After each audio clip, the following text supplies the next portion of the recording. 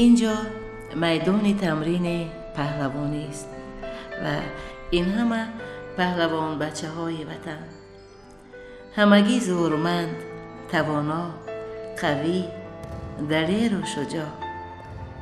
قریب هر روز پیوسته با دید و هدایت استادشان با نیت تربیت زور بازو گوشتین میگیرند. در آب و عرق غوطیده و اما خسته نشده.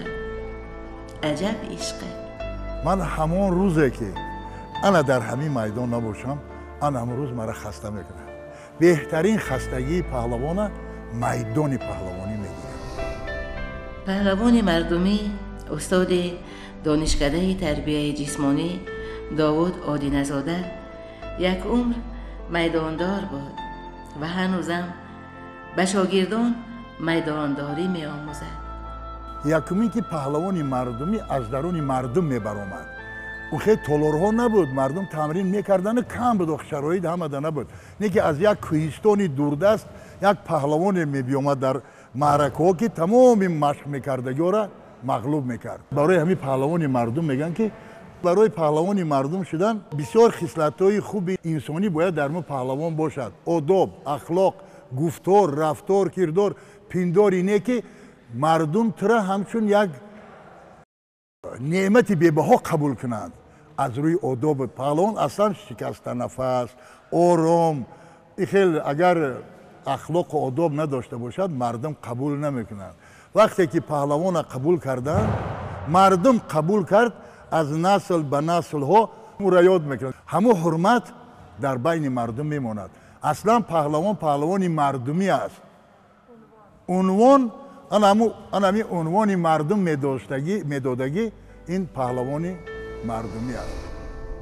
پهلوان بچه بود در کودکی، هرچند علم گوشتی نمیدانست، اما روح زورمند و توانا و قوی و دلیر و شجاع داشت که این همه در گوشتین می اومد بکار و در مرحله های گذشته عمر و زندگی استادان بی‌نظیر هم پیدا شدند که ثواب و ثنایش گفتند. و اگر به قول احمد دانش حق پدر بزرگ باشد و حق استاد بزرگتر، آدینه‌زاده داوود شاگردان زیاد را نیز تربیت کرد و استاد اعتراف کرده و حق بزرگتر از پدر را سزاوار. از اینجاست که با حضور این جوان پهلوان های نازنین وطن حتی در این سن و سال خون گوشتین گیریش در جوش است و روانش پر از نیروی فرهمندی. در ناحیه فیض‌آباد دو تا قشلاق است، دو بیده پایان، دو بیده بالا. ما تمام معرکه ها ده می رفتیم فوتبال بازی میکردیم، تورنیک از طرف مکتبی میانه ناحیه می اومدیم برآمد میکردیم. بعد سال 1974 من همون سال مکتبی میانه را ختم کردم. همون سال بار یکم در تاریخ ملت تاجیک خدا رحمتی استاد اکای سیمون رحیموف که همین دانشکده با نامی است، چمپیون جهان شدن در دوره اتحاد شوروی پرچم SSR را تاجیک برداشت. یکی در من همین تاثیر کرد. بعد من یک تا استاد داشتم، زنده‌یاد زندانام اکای حیمران نورعلیف بود. مرا ای پیش چایخانه دبیده اوجا را همه میدونند. ای پاده می آمدم. این یکم افسانه نیست. او همون بیگایی همینجا برو آمدن اونجا همه میرفتن، خود میخوردن، بهترین جایی همین راه بود. بعد نگاه میکنه که خیلی من میدونم. مرا فیراد کردم این انسان آورد. بگو که تو بیا در پیش من تمرین کن در مرکز ناحیه. بعد ای همین سال 1974 سر شد قوازمایی ما. بعد در فیض‌آباد تمام کردیم، دانشگاه را تمام کردیم، با کار و فعالیت در همون دانشگاه بار یکم برآمد بود. برای ما همون هیچ وقت فراموش نمی شود. سال 1978 چمپیونات ریسپوبلیکا بین کلانسولا بود. من یک ناحیه برآمده بودم. من پریز حیدر قاسموف در قرغانتپه در مرکز ناحیه شد. من تا فینالش همش به یاد میاد. من جای دوم گرفتم، صلاح‌الدین صدرالدین جانداروفا بودند. در فینال بای دادیم، بهانه نمیکنیم. وای مردک زور بوده است. 4 سال آمدم همین دانشگاه افتیدم. این تاریخ همش من سال 74 79 داخل شدم. وقتی که من داخل شدم در دانشگاه همون سال صدرالدین دانشگاه را تمام کرد با نشان سن سینگی استاد اسپورتی SSR. بعد همینجا این دریای پهلوانی بسیار بیکنار است. خیال‌های پهلوانی این یگام دروازه در نمی‌گنجند. او آرزوها و نیت‌ها من هم تا حاضر ما در بالای دلم. بار گوشتین ملی به دوش پهلوان مردمی است و این پهلوان بچه ها با حس بلند خودشناسی و افتخار ملی خوب می‌دانند که تاریخ این گوشتین به تاریخ ملت ربط می‌گیرد. بنابر با هدایت و ترغیب استادان با یک کوه ننگ وطنداری در کتف و با یک آسمان محبت وطنسازی در قلب روی دنیا میدانداری میکنند که نوششان باد. صاحب میدان گوشتین ملی استاد سیمین رحیموف خدا روحشان شاد کند، ارگش سرایف از بدخشان آزادشاه عالموف، خب خدا رحمتی خدای نظر باقیوف، سای رحمانوف، اکای حسن مولانوف، غیبالله پهلوان، اینا بسیارن حاضر صاحب میدان گوشتین ملی پهلوان تیمور رحیموف. در سیاره نمره 1 بودن این کاری بازی نیست. یا خواجه‌زاده بهروز، خوشقدم خسروف، اکمالالدین کریموف، یا که رسول باقیوف، اینها صاحبان امروزه میدان هستند. فخر میکنیم با همینا. تمام گوشتینگاه دنیا وقتی که همین گوشتین ملی ما سرچشمه گرفتن همه جهانی شد، ما موندیم. برای همین من باز میگم که لوچی поздно чем никогда بعد با دستگیری شخصا تحت نظارت رهبر دولت پیشوای معظم ملت محترم جناب امام علی رحمان همین گوشتین با سطح جهانی برابر شد. در شویتزاریا در فدراسیون جهانی نامنویس شد. ما حق نداشتیم که یک چاره‌بینی را آزاده بگذرانیم. امروز خوشبختانه همین استقلالیت به ما همه چیز داد. قطار ابد قدرت‌ترین مملکت‌های دنیا چاره‌بینی‌ها در کشور می‌گذرد. پهلوان‌های ما سفر می‌کنند به کشورهای دیگر. گوشتین ملی ما مسابقه‌های بین‌المللی در یک سال 2-3 بار گذرانده شده ایستاده است. رحمت به همین رهبران خصوصا فدراسیون گوشتین ملی که ما هم حصه گذاریم در همین تتمی که مردم در باره تتم گوشتین میرن گله گوشتین گیری. اشرف لایق بگی جانویچ، سعی خوجایف، عبدالله، امام سرخان، اینا شب روز در سفرهای هنری هستند که موقع همین گوشتین ما را باز در سطح جهانی مستحکم. میگویند جای کار هست آنجا کم و کاستی نیز هست، چون کار به کمبودی نمی شود. پس با همه گلگل شکفتنهای ورزش، با همه آوازدار و شهردار شدنها، با همه آزادگی و آزاد آهنگی گوشتین ما به چی بیشتر نیاز داشته باشد؟ نیاز دارد گوشتین ملی با تمرین مهنت قطعی. آخه من بازی‌های جهانی را گذرانده استم کو اودی گوشتین ملی مبلغ هست. یگام کس همین چند چاره‌بینی که فدراسیون گوشتین ملی میگذراند یگام کس از تاجیکان مبلغ صرف نمیکنند. کسی که در درون این است و این نمیفهمد. برو حتی مبلغ میگیری. اگر 3 تا 4 تا گوشتینگ ملی را ببر 30-40-50 هزار دلار کار میکنی. ما در وقتش گوشتینگ میگرفتیم معلومه میبخشن برای یک بز، برای یک چلبچی، برای یک ستیل قوازوایی میکردیم 4 ساعت 5 ساعت. حاضر در یک سال 4 تا جام میشود در ریسپوبلیک امیر ببر 40-50 هزار دلار کار میکنی. من از جوانا بسیار خواهش میکردم مهنت کردن در کار، نالش کردن در کار نیست. همین اگر مهنت کنی خدا تو را میتره. اگر پهلوانی ندانی زبان به تازی تو اروند را دجله خوان، گفت و هشدار داد فردوسی بزرگ. ما گروه ایجادی چهره برنامه نوبتی آدینه‌زاده داوود پهلوان مردمی را هم میداندار و شاگرد پرور دریافتیم و هم زباندان و غزلسرا شناختیم. خیلی عجیب است راستی، کم در کم است که هم در میدان زوری بازو داشته باشی، پهلوان مردمی اعتراف و پذیرفته بگردی و هم بیرون از میدان سیر یوسفیستان عالم معانی نمایی و از کلام موزون بهره جویی و پیوسته با غزل حافظ کام شیرین بینمایی و همزمان تبسمه را بالیده خیلی کم در کم است. اصلا من از کودکی در یک عائله به وایه رسیدم که بسیار یک نظامی خاصی خوش داشتن. پدر و مادر با خواندن، با ادب، با اخلاق بسیار اهمیت میدادن. وقتی که همون خشتی اول رحمتی پدر و رحمتی مادر موندن، همش روی نظامنامه کتابخانه و عائله داری بود. همین کتاب خوندن در دل من جا گرفت. میخواستم که کتاب بخونم، نوابسته یگان کس مرا مجبورم نمیکرد. همون نظام سختی که در خانه بود، وقتهای خالگی بسیار بود. فقط در وقتهای خالگی کدام کتابی که نباشد در دست میخورد، من میخوندم. یک بهار، همون بهار بسیار یک بهاری پربرکت بود. شخصا اگر من در زندگانی خود همین را وای کنم و رهگردانی کنم، برای من بسیار بهاری پربرکت بود.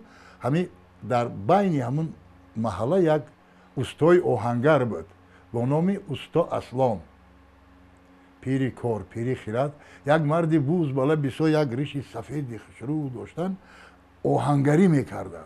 مردم همونجا اومده تا یک روز من دیدگیم تا روزایی بود که 50-40 کس اسبها را نعل میکردن.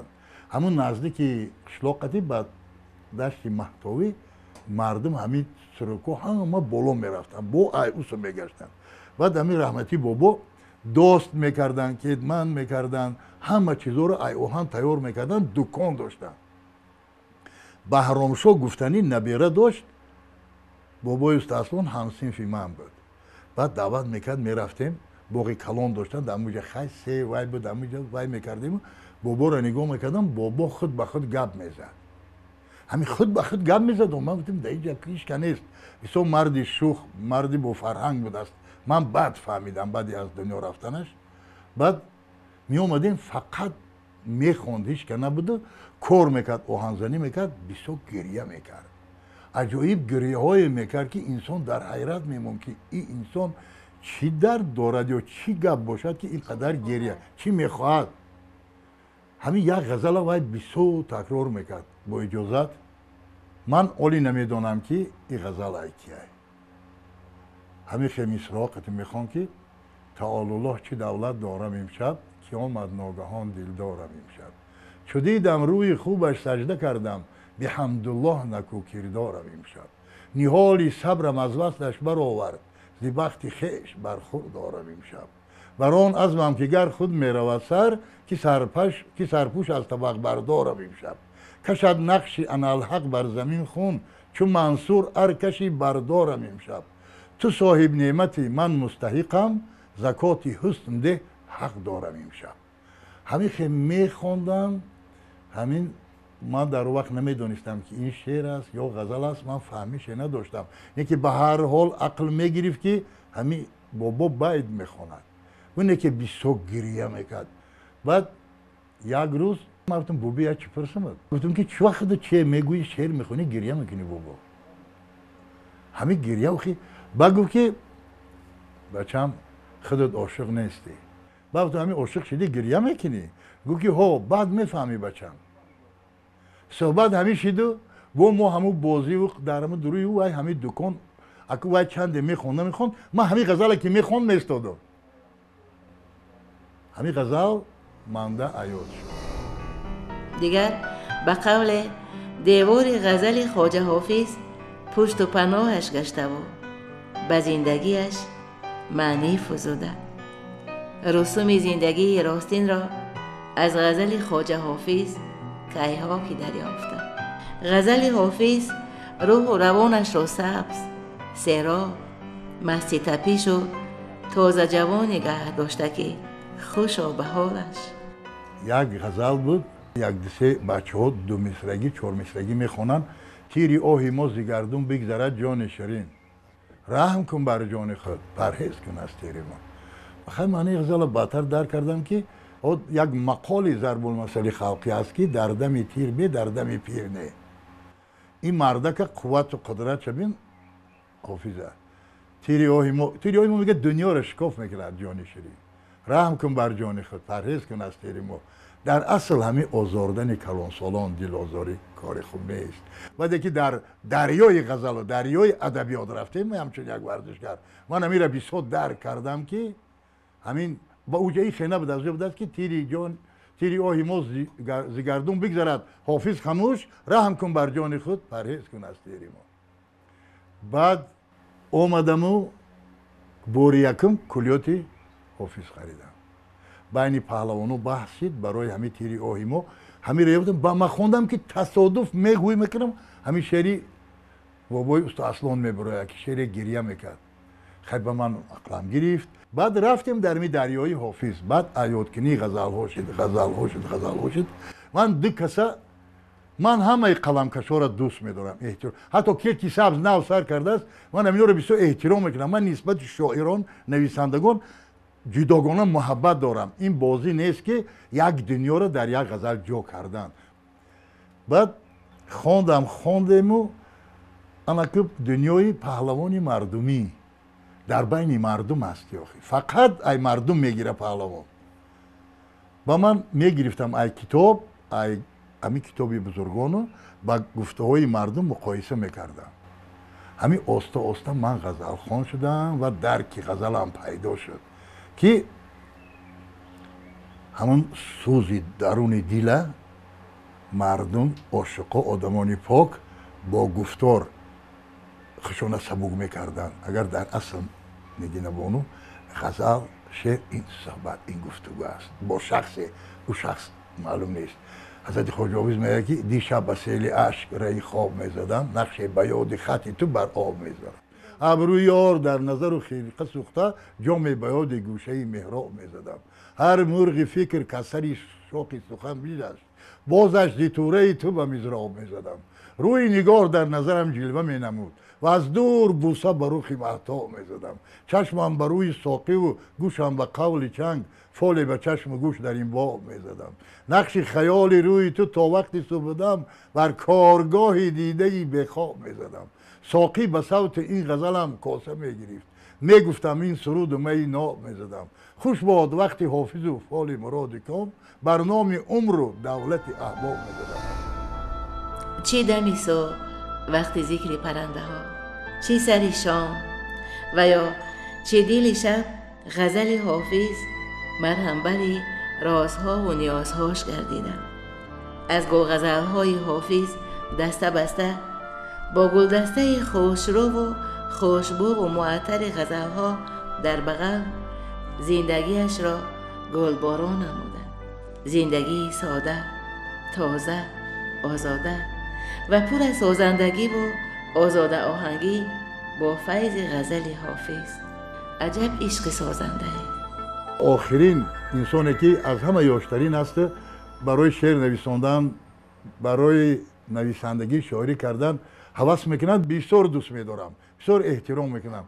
اما وقتی که من همین میگیرم، این شما دیدید از حافظ، از بیدل، از سعدی همه هست، همین میگیرم. بعد نیم ساعت من همین فکر میکنم که همین استاد میگن که تو حافظ شیرازی تو ای من چی نیافتی؟ تو از کلیات من، از اجیات من چی نیافتی تشنگی خود رو بشکنی که با دست بده یک کتاب میزنی؟ شرم میکنم. باور کنین من یکم نه نویسندم، نه عالمم، نه شما، یک پهلوان مردمیم. من 15-20 سال ها شد کتاب میخونم. من نمیتونم به حافظ، اینا اویله من میدوند. پهلوانایی که من در خانه هاشون مهمان میشم هم میدونن. من ای خانه میبرم ساعت یک نمی دیشب به سیل اشک ری آب میزدم، همون یک چیزی را پیش رو میآورد و گریه میکند. از دور بوسه بر رخ مهتاب میزدم. اگر وای یکم چیز نمیدید، برای عقل پاک و وجدان پاک، انسانی پاک بودن خوشکی پاک میکند، درک نمیکرد، این گپا نمیگفت. این درک یک عاشق با معشوقه است. برای من به حافظ هیچ وقت آخه یک دنیای حافظ یک دنیای عقلانی است. اگر عقل نگیرد رگو میزنی. همین قدر آواز شیرین خسرو ای بلبل ایدن مردم در حیرتم. میگه که بلبل میگه وقتی من سر میکنم همین سویتافوری طرف فقط من سرخ میکنم. بحث بلبل برای حافظ مکن از خوش نفسی. پیش توتی نتوان نامی هزارآوا برد.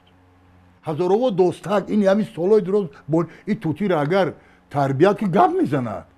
انا با این حافظم بلبل میگه که نه جوره. وقتی من سر میکنم تو منو گوش میکنی. اینه چه دوست نمیداری. حاضر ما می نشینیم تلویزیون پول خطی اداره میکنیم. برای انسانی با عقل همه حافظ همه کلیات خودش پول تای. پیری پیمانکش ایمان که روانش شاد بود. گفت پرهیز کن از صحبتی پیمان شکنم. مردم البته میگن که فولی حافظ میگن من راست گپ فول دیده نمیتونم. من فول نمیبینم. همون هر یک غزلی حافظ هر وقتی که همون کتاب هوی میکنی وای خودش فولنامه است. و چی خسته که مجبور که من فول بکشم. این فول بینی کاری ما نیست. همون گفته حافظ اگر درک کنی خودش فوله. شرحی حال است. پیری پیمانکش ایمان که روانش شاد بود گفت پرهیز کن از صحبتی پیمان شکنان. و تو میدانستی که اون مردم صرفه‌می گپ نمیروند معنی گپ نمیروند. یکمش که در موجه سخن نکن. دیمش که شرایط باشن نره. آن همی قدر معجزه است کلام بزرگان. کسی که به کلام بزرگان به استادان کار بنیاد کرد عاقبت ندارد. همین حضرت خواجه حافظ دو مثل شعر قطعی اگر آدمی با عقل باشی و صرفه‌می خواندن و رفتن باشی یک غزل دارد. بشنوی نقطه که خود را ز غم آزاد کنی. خون خری گر طلبی روزی ننهاده کنی. من همین دو مصرعی حضرت حافظ غزل یکم. این میگی همه رو پروم ششتگیه بشنوی نقطه که خود را ز غم آزاد کنی. خون خری گر طلبی روزی ننهاده کنی. همین را کی نمیفهم معنیشه. فقط کمترک درک کردن در کار. کمترک ایست که کتاب خواندن در کار. همون روزی تو نیم تعینان است. اما در صبر کن طاقت کن میگذراند. اگر زیاد طلب کنی به چی کار رو دست میزنی؟ حرام خری ریکتی کردن پولی مردم حق خوردن خون خری گر طلبی روزی ننهاده کنی آخرانش محبس است. خون نمیخری 15-20 در محبس فرزند در کجا اویله پریشان. من صدقه همون انسان میشم که سخن درک میکنم آینده ایخش اصلاح میکنم. کسی که کتاب نخوند از جایی که توتیان هند شکر شکن میشوند ما از قند شکر و عسلهای حافظ سرمست میشویم. چرا عقل را اجازت ندهیم که اینم راحت کند اینم لذت انسانی را ببرد بفهمد که او انسان را قطعش گشته ایستاده است که چی بودن انسان کامل بودن درک میکند. کدام کار میکنیم کدام کار باید ما نکنیم. در لب غزل حافظ با عشق و صداقت و مهر و وفا چرخ زندگی میچرخاند دست و به دست و پهلو به پهلو با یاری برگزیده. از آن که امسال بار اول 25 ماه می و دیگر از این پس همه سال در همین روز مسابقه کشاد جمهوریوی جام عادی نژاد داوود پهلوان مردمی برگزار گردید و برگزار می‌گردد خیلی سعادتمند است و شکرگزار از قسمت و از وطن و از ملت و همه برکت عمر و زندگی و کار و فعالیتش را از حضور پرمحتوای مادر فرزندهاش یار قدیم و ازلیش می‌داند و باید قید کرد که هر غزل حفظ شده را نخستین رفیق شفیقش میشنود که واقعا هم حقی است. اگر آنطور که شیرازی به دست آرد دل ما را به خال هندیش بخشم سمرقند و بخارا را بده ساقی می باقی که در جنت نخواهی یافت کنار آب رکناباد و گلگشت مصلا را فیغان که این لولیان شوخ شیرینکاری شهرآشوب چنان بردن صبر از دل که ترکان خان یغما را ز عشق ناتمام ما جمال یار مستغنی است با آب و رنگ و خال و خط چه حاجت روی زیبا را. من از آن حسن روز افسون که یوسف داشت دانستم که عشق از پرده عصمت برون خورد زلیخا را. اگر دشنام ورخواهی و اگر نفرین دعا گویم جوابی تلخ میزه به لبی لعل شکرخوارا. نصیحت گوش کن جانا که از جان دوستر دارم جوانان سعادتمند پند پیری دانا را. عاشق زندگی بودن در کار.